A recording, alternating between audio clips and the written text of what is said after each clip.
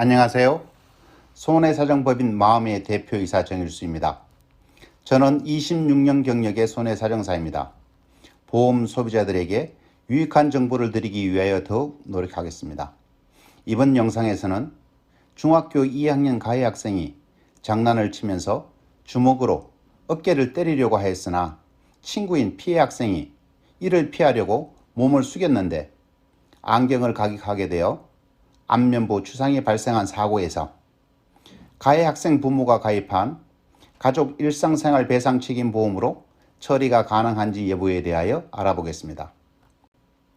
보험회사에서는 가해자 부모가 보험금 청구서에 가해 학생이 이야기를 하며 손을 올리는데 안경에 부딪혀 안경이 깨지면서 피해 학생 얼굴이 크게 다쳤다 라고 기재한 것은 보험금 청구 관련 서류에 고의로 사실과 다른 것을 기재한 경우로서 보험금 청구권이 상실된다는 약관 규정을 내세웠습니다. 그리고 폭행, 구타, 폭력 행위에 기인하는 배상 책임은 약관상 면책 사유에 해당한다고 주장하면서 보험금 지급을 거절한 사안입니다. 이러한 경우 피해자는 가해자 측에 가족 일상생활 배상 책임 보험으로 보상을 받을 수 있을까요? 네, 받을 수 있습니다. 그 근거는 무엇일까요? 첫째, 손을 올렸는데 안경에 부딪혔다라는 보험금 청구서 기재 내용이 어깨를 때리려고 했는데 피해자가 피하는 바람에 안경을 가격하게 되었다라는 사실과 보험회사 입장에서는 다르다고 할 수도 있을 것입니다. 그러나 청구권 상실 약관 조항을 문자 그대로 해석하여 조금이라도 약관에 위배하기만 하면 보험회사가 면책되는 것으로 보는 것은 피해자를 보호하고자 하는 보험제도의 사회적 효용과 경제적 기능에 반하는 것이므로 합리적으로 제한하여 해석할 필요가 있다는 대법원 판결이 있습니다. 이러한 판결의 취지는 가해자 측이 신의 성실의 원칙에 반하는 사기적 방법으로 과다한 보험금을 청구하는 경우에는 보험금 청구권이 상실되지만 보험금 편취의 고의성이 없다면 보험금 청구권이 상실될 수 없다고 보아야 한다는 것입니다. 이 사안에서 가해자 측은 우선 사고 발생 사실의 통지를 보험금 청구서에 기재하여 제출하였습니다. 물론 이때는 보험 금액을 구체적으로 청구하는 단계가 아닙니다. 그리고 보험회사는 이후 사고 조사를 통하여 사실관계를 확인하고 보험금을 산정하여 지급하는 것이 통상적인 절차입니다.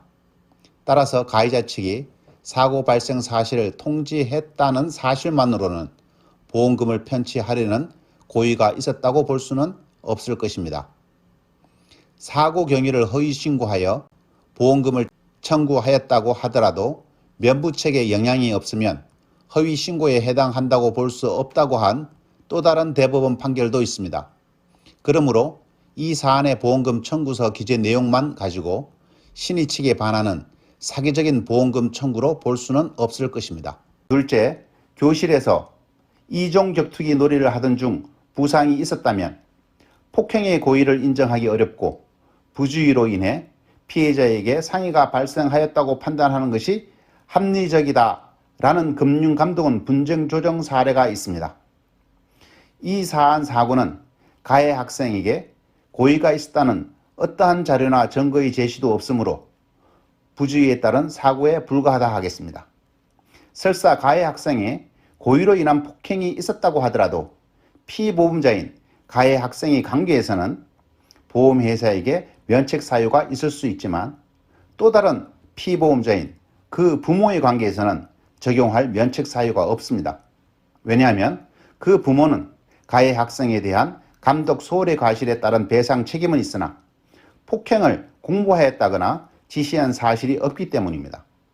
따라서 피보험자 개별 적용의 원리에 따라 피보험자인 가해 학생 부모가 보험금을 청구하는 경우에는 보험회사는 보험금 지급 책임을 면할 수 없습니다. 따라서 어깨를 때리려고 주먹을 뻗었다라고 하든지 이야기를 하면서 손을 올렸다라고 하든지 보험회사의 보험금 지급 책임에는 아무런 영향이 없다는 점.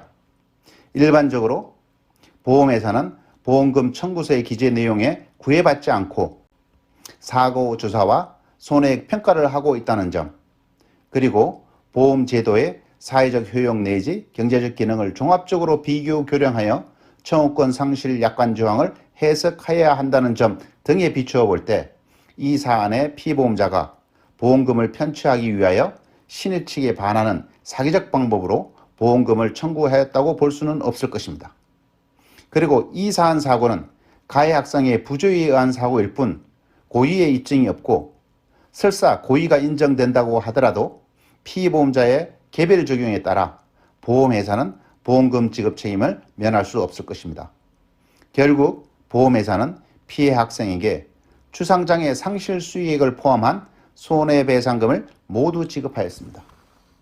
이렇게 청구권 상실 조항 또는 고의나 피보험자 개별 적용과 관련한 요건이나 법리 등을 잘 알지 못하면 정당한 보험 소비자의 권리가 사장되기도 합니다. 모르면 못 받는 보험금 아셨나요?